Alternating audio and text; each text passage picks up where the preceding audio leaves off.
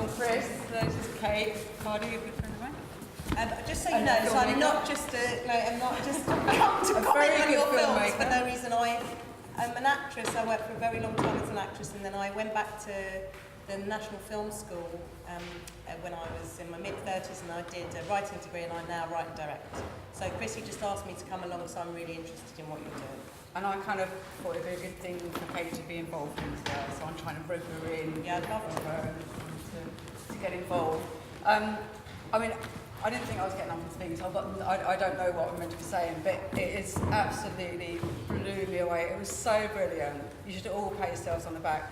I mean, we kind of had our little session last year, well into last year, way long ago, wasn't it? Down at the makeup school. And we kind of I remember you all got up in your groups and talked about what you was going to do and everything. And crikey, you've done it. You've absolutely done it. Saying about it's all about, you know, the relationship between music and how and you know, films and, you know, getting everything together. And he said one of the most exciting things for him is at the end when he actually goes in and does the score to the film and puts all of the music down and everything. And he said that it's just the two, like music and film have been married much, much longer than, like, you know, you think like way back at the start of filmmaking, like that nobody spoke, you know, it was all about the music and the music told the story.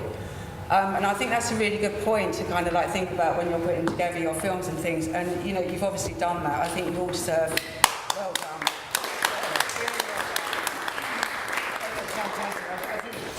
It's interesting how many people went for the same song.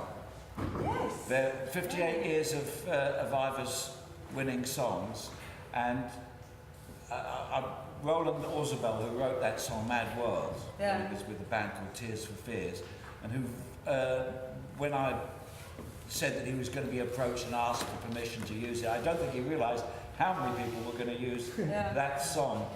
But it's very effective, and of course the music helps with the pacing of it and the mood of it, but also great stuff, good performances, good cutting. What's the mad horror that's used in Mad World? It's a great Donnie Darko. Donnie Darko. Yeah, very good. Yeah. It's not that version, though, is it? I think it's the. No. Yeah.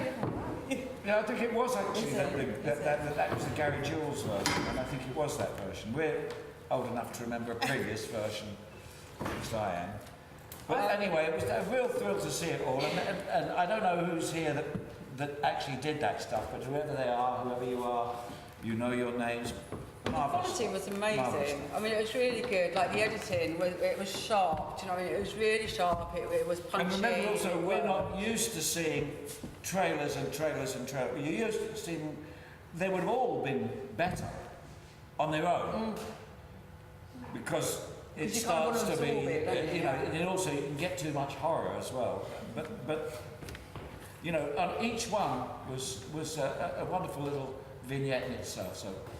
Congratulations. I'll say very quickly, I thought you did brilliantly, like absolutely brilliantly. I have a 17-year-old son who goes to school locally, and sometimes I watch the work that he and his friends come out with, and I'm absolutely ashamed because it's always like, I think, you don't need to go to film school, you're completely fine. So I'm like amazed by the things that, you know, this generation are getting up to do with film.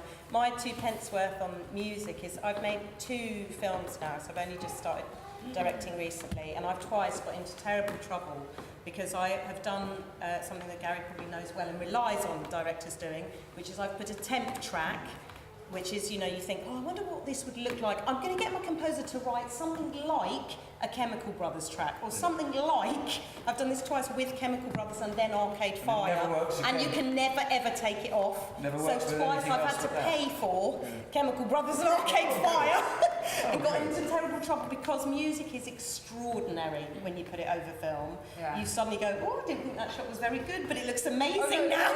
And it's actually music. So it's something you've got to be so careful with, but at the same time it is so powerful. But I thought you did absolutely brilliantly.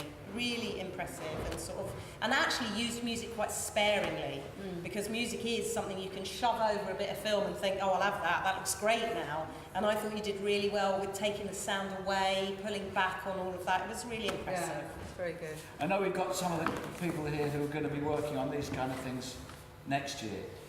And I just hope you do as well as these kids. Huge well done.